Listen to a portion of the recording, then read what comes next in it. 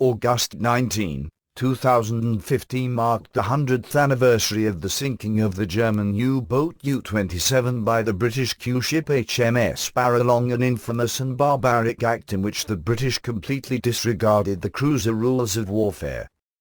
The U-27 captured the British cargo ship Nicosian while complying with the cruiser rules. The U-27 surfaced and announced to the crew of the Nicosian that their ship had been captured. After boarding the captured vessel, the Germans discovered that it was hauling military cargo and told its sailors, 8 of whom were Americans, that it would be sunk as soon as its crew were evacuated into lifeboats. The Baralong appeared in response to the Nicosian's distress and pretended to be an unarmed U.S. ship preparing to pick up the Nicosian's crew.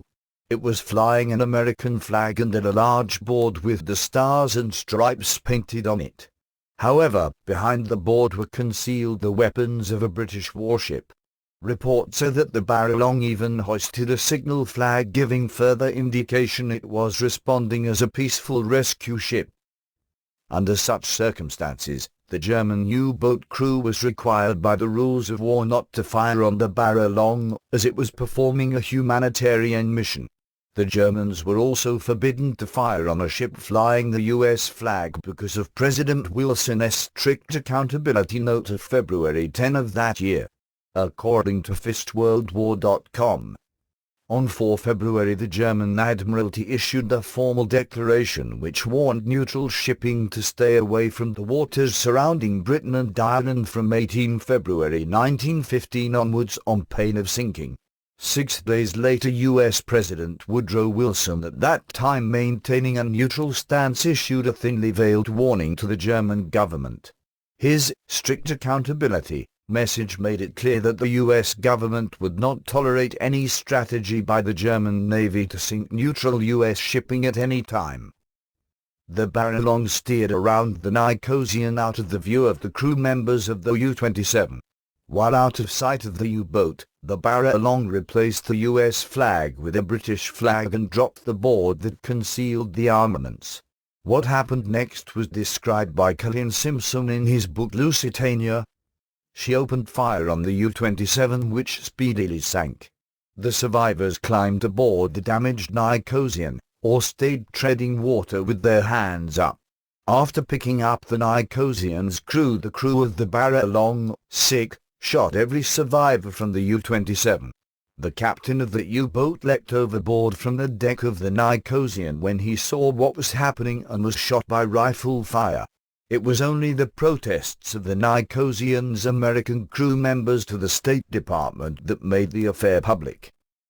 Had it not been for the courage of the 8 American sailors who protested to the U.S. State Department of the killing of German sailors trying to surrender, the world might never have learned of this barbaric incident. Q-ships, or Q-boats as they are also called, were top-secret British weapons in World War I. Their mission was certainly enhanced by secrecy, as many military missions are. But secrecy was also necessary because these Q-ships were violating the very rules of war. The American people were unhappy about the perfidy of British ships flying U.S. flags, and were angered earlier that year when news broke that civilian British ships were sometimes sailing under the U.S. flag in war zones. Q-ships were conducting military operations under the protection of the American flag. President Woodrow Wilson defied public disapproval and granted permission to the British to fly U.S. flags on their ships, permission that he granted in a note to the British issued February 10, the same day as his strict accountability note to Germany threatening reprisal if the Germans attacked U.S. ships. There are reports that some Q-ships did not exchange the U.S. flag for the British flag just prior to engaging and actually fought German U-boats while flying the American flag.